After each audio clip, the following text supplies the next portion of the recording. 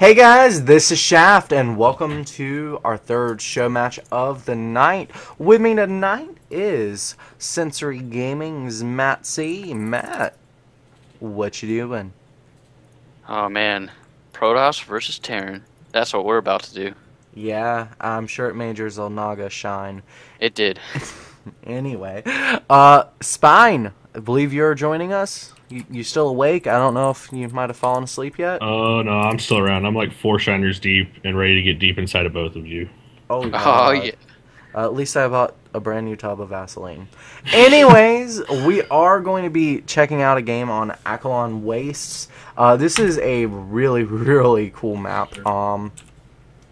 And I'm not sure how it plays out in TVP, but I'm sure as hell excited to find out. Here on the bottom right-hand side of the map, we've actually got our Terran player utilizing a lot of Widowmine usage in that last game.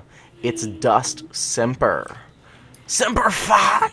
Motherfucker. Do or die. And here on the top left-hand side of the map, we've got a blue Protoss playing for Team Root. It is Caliber. Is Semper Fi do or die a motto you're familiar with, Matt? That is the Marine Corps motto, and sometimes because Semper Fidelis is the Marine Corps saying. Yeah. It's trademarked. Don't steal it. Yeah, I believe you are a military person, so you would know that.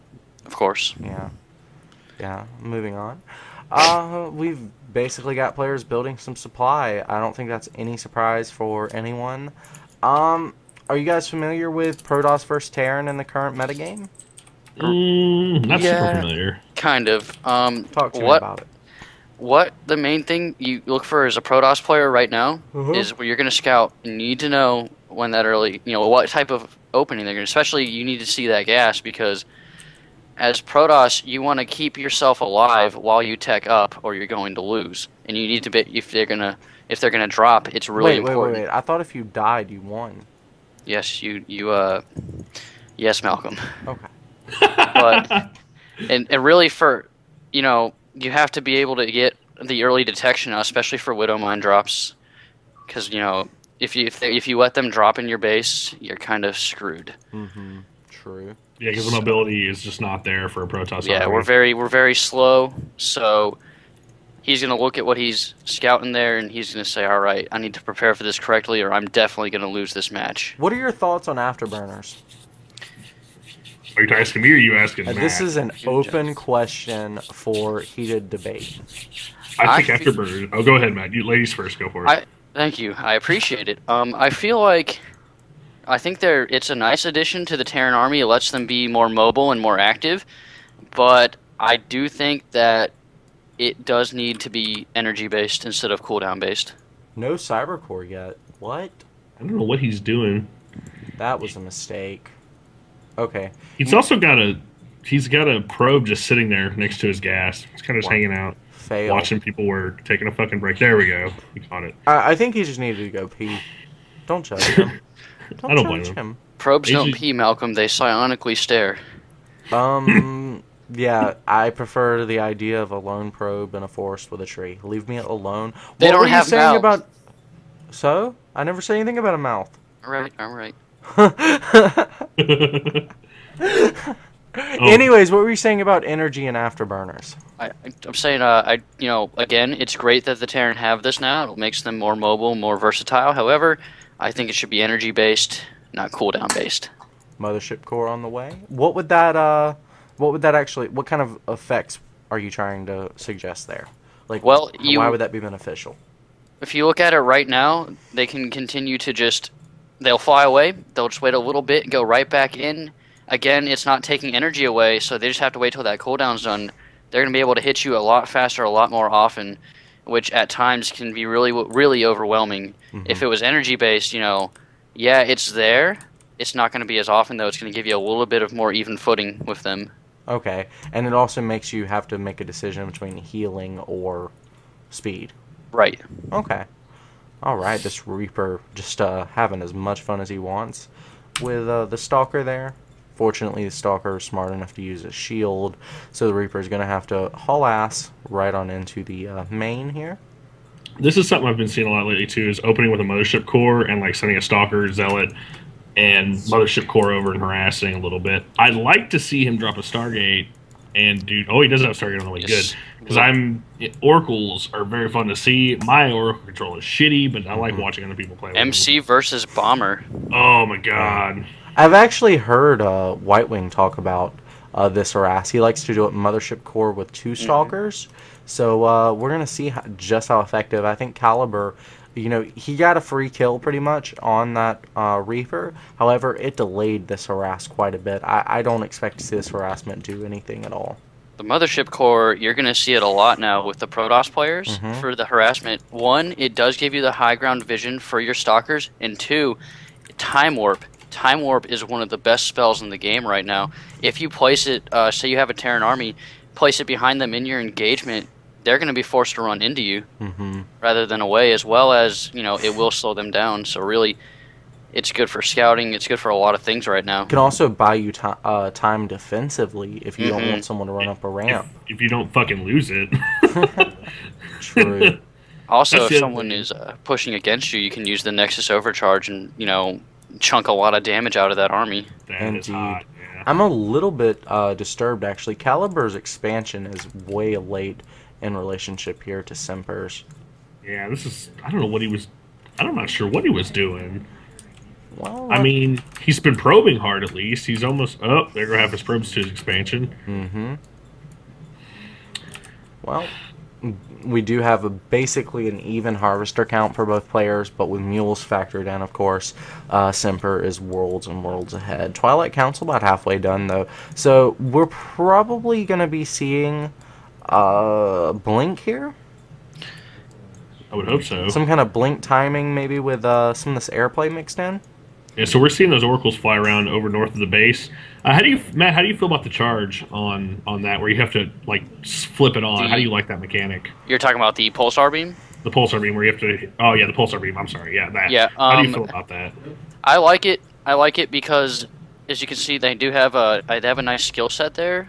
And honestly, if they were able to just attack the ground army with regular attack, if I'm not mistaken, they do extra damage against light infantry. Oh wow, so, yeah. High Templar on the way, not Blink. Yeah. So really, I think that they would be a little overpowered. This definitely balances them out. They're still great units. They're still good at picking off the back of mineral lines, and they're absolutely true tears if you don't stop them. Yeah. And the Templar archive. So Storm, a great thing to have. Well, if we against your Fireball, yeah, we got 2 medvacs on the way too. So I really don't think the medevacs are going to be able to get too much of a drop play in usage. These oracles are super fast if he just patrols correctly. Yeah. Another thing, oracles have the envision ability, so if there were to say be Widow Mine drops or anything of the sort, he can take the oracle or an observer actually, and stalkers do outrange Widow Mines. Okay, guys, so let's go ahead and prep up, because guess what? We've got 8 gateways on the field right now, as well as the Stargate. So this is going to be a huge timing from Caliber. I think Sonic Storm's going to finish just in time for this push too. Yeah, this is going to be like a 13:30 timing. However, Semper's pushing out with some harassment of his own. I don't know if this is supposed to be harassment or timing, but he's not going to do too much against what Caliber's fronting right now. Well, Caliber's got a small army. It's his production that's incredible. This could get scary. That was just a... Why would you force field there? That was a knee-jerk reaction right there. Like, no matter what, force fielding that ramp is going to burn all the energy he's got. What the fuck? That should have been the response to it, but... Yeah. Oh, man. Semper's going to back away now. All right. Well, I think Caliber is going to follow this up. I mean, he's getting his pylons ready. Another great thing Protoss get level 1 now. You don't have to research it anymore. Hallucination. Yep, and that is very cute if you want to scout early on, like hallucinate a phoenix and just fly around. Yep, that's what's happening right now. And he will see that 3rd command center of Semper. Alright, well, he's going to send a 4 medevac drop afterburned right on into the main. Oh You ever my heard god.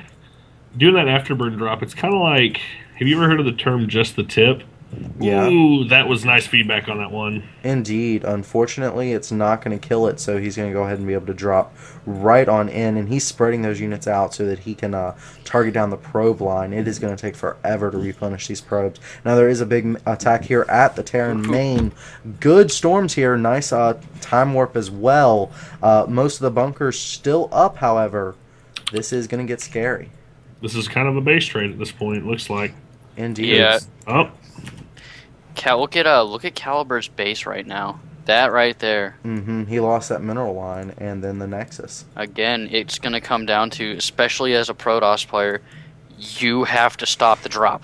If you don't Indeed. stop the drop, you are not going to win that race. That was some incredible decision making by Semper. I actually want to rewind to show that to you guys again. Alright, let's fast forward it to 10 minutes. That should be about right. A little bit faster. Hold on. Pull the loading screen back up till we get it. You guys know what point I'm talking about, though, right? I'm not actually sure. Are you talking about when he did the drop and where he when dropped? when he decided he was going to drop. Okay. No, I didn't actually pay attention too much to that part. I got you. This is some critical decision making here.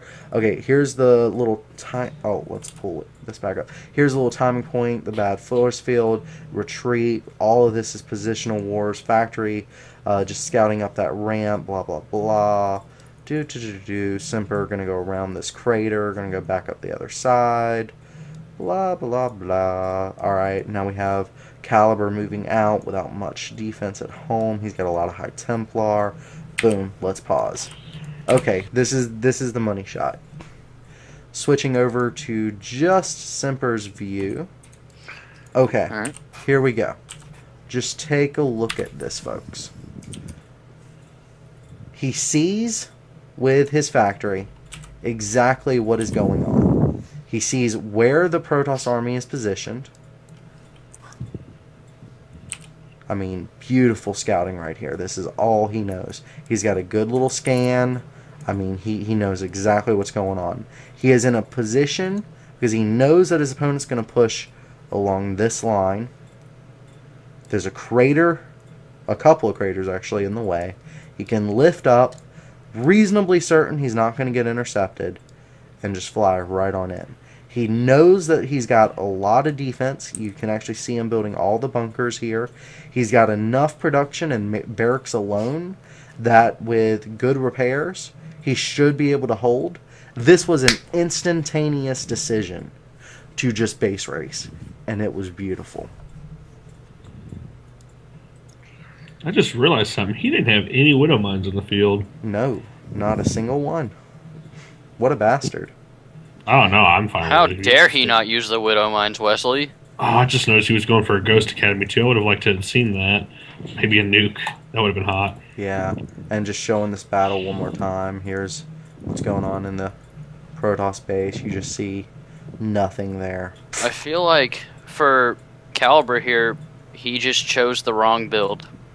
He built a Stargate. That's great.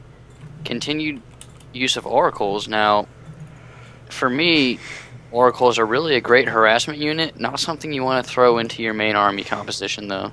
Well, he just got caught out of position, really. Mm-hmm. I mean, he had no idea there was a big drop going in. He wasn't prepared. Right. He was blind. He didn't have Zonaga towers. He didn't have good vision. And he made a decision to push.